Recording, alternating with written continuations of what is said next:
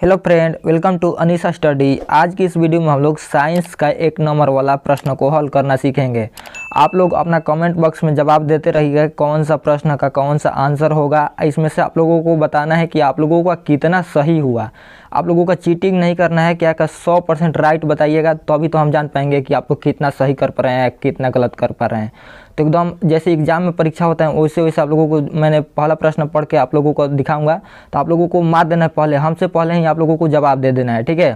तो चलिए हम स्टार्ट करते हैं वीडियो को। आप लोगों को 40 प्रश्न इस वीडियो में कराने वाले हैं, तो बहुत ही अच्छे तरीक़ा से वीडियो को अंत तक देख लीजिएगा, क्योंकि आप लोगों को इनमें से बहुत ऐसे प्रश्न होंगे जो आपको एग्ज़ाम में डायरेक्ट पूछे जाएंगे। तो चलिए यहाँ पर वीडियो को स्टार्ट करते हैं, आप लोगों को प्रश्न हल करवाते हैं, ठीक है।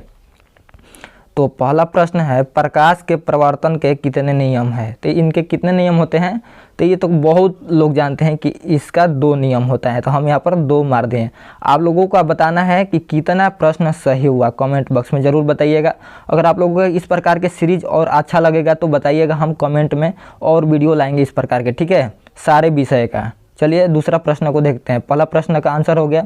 दूसरा प्रश्न है, सरल सूक्ष्मदर्शी में किसका उपयोग होता है?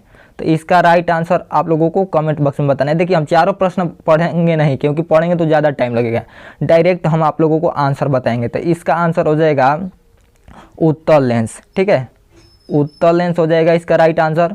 चलिए प्रश्न तीसरा पढ़ते हैं, किसी माध्यम के अपवर्तनांक का मान होता है? तो ये बहुत फेमस क्वेश्चन है।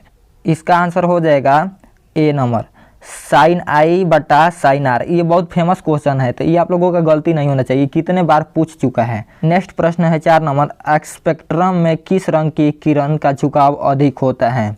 तो इसका क्या हो जाएगा राइट आंसर? तो इसका राइट आंसर हो जाएगा बैगनी, ठीक है। झुकाव पूछेगा अधिक तो बैगनी हो जाएगा। अगला प्रश्न को हल करते हैं। अगला प्रश्न है, स्पेक्ट्रम प्राप्त करने के लिए किसका उपयोग होता है? तो देखिए इसमें आंसर हो जाएगा प्रिज्म का। 5 नंबर क्वेश्चन का आंसर हो जाएगा डी नंबर, ठीक है। अगला प्रश्न है, जो नेत्र निकट की वस्तु को साफ नहीं देख सकता उस नेत्र में होता है? तो ये देखिए आप लोगों का 2 नंबर में भी क्वेश्चन ऐसा पूछता है, ठीक है, तो याद रखिएगा इस प्रकार के प्रश्न को। इसका राइट आंसर हो जाएगा ए नंबर, दूरदृष्टि दोष, ठीक है। अगला प्रश्न है 7 नंबर, 1 वोल्ट कहलाता है? 1 वोल्ट कितना कहलाता है? तो ये इसका राइट आंसर हो जाएगा 1 जूल पर कूलम, ठीक है। आप लोग इसमें से आप लोगों को लास्ट में बताना है कि कितना आप लोगों का सही हुआ, ठीक है। इसका और थोड़ा सा जूम कर लेगा, 1 मिनट, और अच्छे से आप लोगों को दिखाई देगा। चलिए अगला प्रश्न है 8 नंबर, ये कह रहा है कि आमीटर को विद्युत परिपथ में कैसे जोड़ा जाता है? तो इसका राइट आंसर हो जाएगा श्रेणी क्रम में जोड़ा जाता है। अगला प्रश्न है 9 नंबर, निम्नलिखित में से कौन सा पद विद्युत शक्ति को निरूपित नहीं करता है? याद रखिएगा नहीं करता है इसमें कहा हुआ है, ठीक है। तो इसका हो जाएगा right answer I R square, ठीक है, आई आर स्क्वायर। यहाँ पर कुछ नहीं बीच में तो इंटू है, आई गुना आर स्क्वायर इसको भी कह सकते हैं, ठीक है। अगला प्रश्न को देखते हैं। अगला प्रश्न है, विद्युत फ्यूज विद्युत धारा के किस सिद्धांत पर कार्य करता है? इसका राइट आंसर हो जाएगा ऊष्मीय, ठीक है, ऊष्मीय प्रभाव पर काम करता है। अगला प्रश्न को देखते हैं, बैटरी से किस प्रकार की धारा प्राप्त होती है? तो इसका राइट आंसर हो जाएगा ए नंबर, ए नंबर यानी कि दिष्ट धारा, ठीक है। अगला प्रश्न है, निम्नलिखित में कौन सा जैव मात्रा ऊर्जा स्रोत का उदाहरण नहीं है? तो यहाँ पर देख लीजिए प्रश्न को अच्छे तरीक़े से। इसका राइट आंसर हो जाएगा यहाँ पर सी नंबर, यानी कि नाभिकीय ऊर्जा, ठीक है। अगला प्रश्न की ओर आगे बढ़ते हैं। अगला प्रश्न है, पवन विद्युत जनित्र में पवन की चाल कम से कम कितनी होनी चाहिए? तो इसका होना चाहिए आप लोगों का 15 किलोमीटर पर घंटा, ठीक है। अगला प्रश्न है, इसमें श्वसन किस प्रकार की अभिक्रिया है? श्वसन किस प्रकार की अभिक्रिया है? तो ये हो जाएगा उपचयन, ठीक है, उपचयन अभिक्रिया है श्वसन। अगला प्रश्न है 15 नंबर, Cu2 प्लस H2 तीर Cu प्लस H2O किस प्रकार की अभिक्रिया है? ये आप लोगों का एक प्रश्न ऐसा रहने वाला है, तो ठीक है, इसका आंसर हो जाएगा राइट अपचयन अभिक्रिया, ठीक है, अपचयन अभिक्रिया। नेक्स्ट प्रश्न को देखते हैं। इलेक्ट्रॉन के हस्तांतरण से बने यौगिक कहलाते हैं? क्या कहलाते हैं भाई साहब? तो ये होते हैं वैद्युत संयोजी, वैद्युत संयोजी, ऑप्शन नंबर बी राइट हो जाएगा, ठीक है। अगला प्रश्न को हल करते हैं। अगला प्रश्न थोड़ा सा छोटा है, चलिए कोई दिक्कत नहीं। कोई विलयन लाल लिटमस को नीला कर देता है, इसका पीएच संभव क्या होगा? देखिए, जो लाल लिटमस को नीला करता है वो क्षार होता है। क्षार कब होगा? जब 7 से आगे जाएगा। जब 7 से आगे जाता है तो वो क्षार हो जाता है। तो इसमें 7 से आगे नंबर देखिए 10 है, तो हम इस पर 10 पर राइट आंसर मार देंगे। अगर आप लोगों का ऑप्शन में रहेगा 9 तो वो भी मारना पड़ेगा, क्योंकि यहाँ पर लाल लिटमस पत्र को नीला करता है यानी कि क्षार करता है। क्षार कब होता है? जब 7 से अधिक होता है। तो ऐसे प्रश्नों को ध्यान रखिएगा, ठीक है। अगला प्रश्नों को हल करते हैं। किसी भी उदासीन विलयन में पीएच मान होता है, किसी भी उदासीन विलयन का पीएच मान होता है, तो कितना हो जाएगा भाई साहब? ये तो आप लोग उदासीन विलयन का जब भी पूछेगा खतरनाक तरीका से 7 मार दीजिएगा, ठीक है, आराम से 7 होगा। पानी का पीएच मान भी पूछेगा शुद्ध जल का तो 7 ही होता है, ठीक है। अगला प्रश्न 19 नंबर देखते हैं। निम्नलिखित में से कौन लवण है? कॉमन लवण हो जाएगा भाई साहब 19 का आंसर, तो 19 का हो जाएगा K2SO4 लवण होता है। अगला प्रश्न को हल करते हैं 20 नंबर कि कौन विद्युत का सर्वोच्च सुचालक है? तो यह तो आप लोगों का बहुत फेमस क्वेश्चन है। Ag एल्युमिनियम सर्वोच्चम, सबसे ज़्यादा इसमें विद्युत अच्छे तरीके से पहुंचता है, ठीक है। तो अगला प्रश्न को हल करते हैं। निम्नलिखित में कौन उपधातु है? निम्नलिखित में कौन उपधातु हो जाएगा भाई साहब? Sb, ठीक है, Sb हो जाएगा।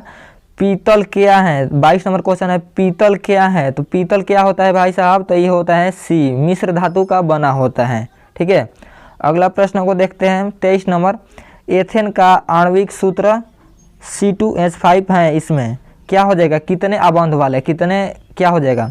तो 23 प्रश्न का हल मतलब आंसर हो जाएगा 7 संयुक्त आबंध है, ठीक है।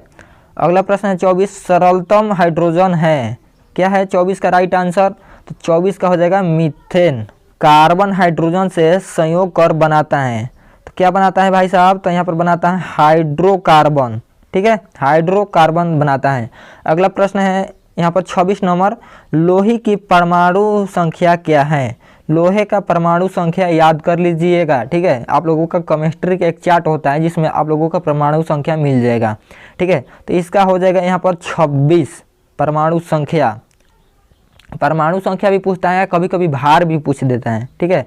अगला प्रश्न 27 नंबर को देखते हैं। 27 नंबर क्या कह रहा है कि आधुनिक आवर्त सारणी में वर्गों की संख्या होती है, क्या कितना होती है भाई साहब? तो ये हो जाएगा 18। कितना होता है? तो 18। अभी जाकर चार्ट उठाकर देखिएगा जो आवर्त सारणी वाला होता है, तो उसमें आप लोगों को पता चल जाएगा, गिन लीजिएगा, ठीक है, 18 होता है। अगला प्रश्न है कुटपाद किस में पाया जाता है? तो 28 आंसर कितना हो जाएगा? मतलब 28 का आंसर हो जाएगा अमीबा। कुटपाद विधि द्वारा ये अपना भोजन करते हैं, ठीक है, अमीबा में ये पाया जाता है। कुटपाद किस में पाया जाता है? तो अमीबा में। जो टेढ़ा टेढ़ा कैसे भी नहीं रहता है चारों तरफ, इसका मतलब कोई आकार ही नहीं होता है, तो उसी को मतलब कुटपाद बोला जाता है। मतलब ये किधर से भी अपना भोजन कर सकते हैं, ठीक है। यहाँ पर अगला प्रश्न देखते हैं 29 नंबर। कह रहा है प्रश्न प्रकाश संश्लेषण होता है। ये तो आप लोगों को बहुत फेमस क्वेश्चन है, आप लोगों को पढ़ भी चुके होंगे अच्छे तरीके से। ये दिन में ही होते हैं। दिन में क्यों होंगे? क्योंकि आप लोग जब सूर्य का प्रकाश आएगा तभी तो प्रकाश संश्लेषण संभव है, वरना रात में थोड़े संभव है। अगला प्रश्न को देखते हैं, ये भी आप लोगों को अच्छे तरीके से बता पाइएगा ये प्रश्न को। क्लोरोफिल वर्णक का रंग है, ये बहुत बार क्वेश्चन पूछ चुका है, ठीक है। ऑप्शन नंबर ए हो जाएगा हरा, ठीक है। अगला प्रश्न देखते हैं 31 नंबर। यहाँ से अब बड़ा बड़ा हो गया, चलिए अब कोई दिक्कत नहीं होगा, अच्छे तरीके से दिखेगा। अगर आप लोगों का नहीं दिख रहा होगा तो बड़ा मतलब क्वालिटी करके अच्छे तरीके से 360 पर कर लीजिएगा तो दिखाई देगा सारे प्रश्न अच्छे तरीके से। अगला प्रश्न को हल करते हैं। अगला प्रश्न है मनुष्य के शरीर की सबसे बड़ी ग्रंथि क्या होती है? सबसे बड़ी ग्रंथि पूछ दिया है तो क्या मार देंगे? लीवर। लीवर में मार दीजिएगा। अगला है ग्वाइटर अथवा घेंघा पनपता है किसकी कमी से? तो ये आप लोगों का ये भी फेमस क्वेश्चन है, आयोडीन की कमी से ये पनपता है, घेंघा रोग या ग्वाइटर, ठीक है। अगला प्रश्न को देखते हैं 33 नंबर। थायरॉक्सिन का स्रावण कहाँ होता है? तो इसका राइट आंसर आप लोगों को बताना है। थायरॉक्सिन का देखिए ट्रिक भी हो जाएगा, थायरॉक्सिन थ से स्टार्ट है तो थायराइड में ही होगा, इसका ट्रिक भी हो जाएगा। थायरॉक्सिन है तो थायराइड में ही होगा, ठीक है, याद रखिएगा इस प्रकार से। यहाँ पर देखिए अगला प्रश्न 34 नंबर है। पुष्पी पादपों में लैंगिक जनन होता है, कहाँ पर होता है भाई साहब? 34 का आंसर क्या हो जाएगा?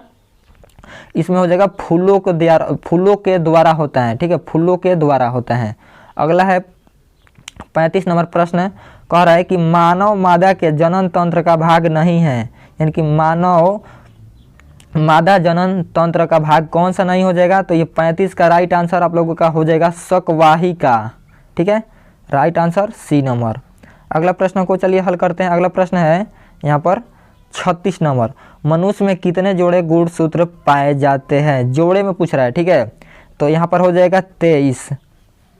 ठीक है, 23 हो जाएगा। 46 होता है, अगर जोड़ा पूछे तो 23, अगर ऐसे पूछे मतलब कितने होते हैं तो यहाँ पर 46 होता है, जोड़ा में कहे तो 23। आई होप अच्छे तरीके से समझे होंगे यहाँ पर। अगला प्रश्न है 27, कीटों के पंख, चमगादड़ के पंख किस तरह के अंग है? ठीक है, किस तरह के अंग है? तो 37 का राइट आंसर हो जाएगा सी नंबर, समवृत्ति अंग है। ठीक है, अगला प्रश्न को हल करते हैं। अगला प्रश्न पूछ रहा है यहाँ पर, निम्न में कौन जय निम्नीकरणीय पदार्थ है? तो 38 का क्या हो जाएगा भाई साहब? तो DDT होता है, DDT। अगला प्रश्न को हल करते हैं 39। अगला प्रश्न है 39, यहाँ पर निम्न में से कौन प्राकृतिक संसाधन नहीं है? प्राकृतिक द्वारा नहीं, यानी कि मानव द्वारा निर्मित है। कौन सा है 39 में? बताइए आप लोग ही, क्योंकि आप लोग इसका तो अच्छे तरीके से बता सकते हैं। तो 39 का हो जाएगा भाई कौन? जो प्राकृतिक संसाधन नहीं है, प्राकृतिक संसाधन नहीं है, कौन सा हो जाएगा? देखिए, वायु भी हो जाएगा क्योंकि मनुष्य बनाता नहीं है वायु, मृदा भी हो जाएगा, जल भी हो जाएगा, तो जीवधारी, यहाँ पर जीवधारी हो जाएगा। ठीक है, जीवधारी।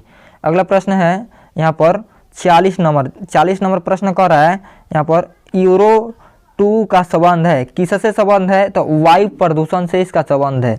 ये ऐसे प्रश्न पूछा है जो किताब के अंदर से मिलता है। ठीक है, तो किताब अच्छे तरीके से पढ़े होंगे तो ये 40 नंबर क्वेश्चन मार पाएंगे। तो आज का प्रश्न खत्म हो गया। आप लोग कमेंट बॉक्स में बताइए कि आपके 40 में कितने प्रश्न आप लोगों का सही हुआ, 40 में कितने नंबर आप लोगों को आया। आई होप आप लोग अच्छे तरीके से किए होंगे इन सारे प्रश्नों को। अगर चाहते हैं कि सारे विषय का इसी प्रकार से हम एक नंबरिया कराएं, यानी कि ऑब्जेक्टिव, तो कमेंट में ज़रूर बताइएगा। ये वीडियो आप लोगों को कैसा लगा? हमारे वीडियो को लाइक ज़रूर कर देना, हमारे वीडियो को शेयर एक बार ज़रूर कर दीजिएगा अपने दोस्त में, और जहाँ पर भी लड़के पढ़ते होंगे क्लास 10th में या परीक्षा देने वाले हैं या पर्सनल परीक्षा देंगे, उनसे छात्र पर जरूर भेजिएगा, एक बार शेयर करिएगा। चैनल को सब्सक्राइब जरूर करने के लिए बोलिएगा।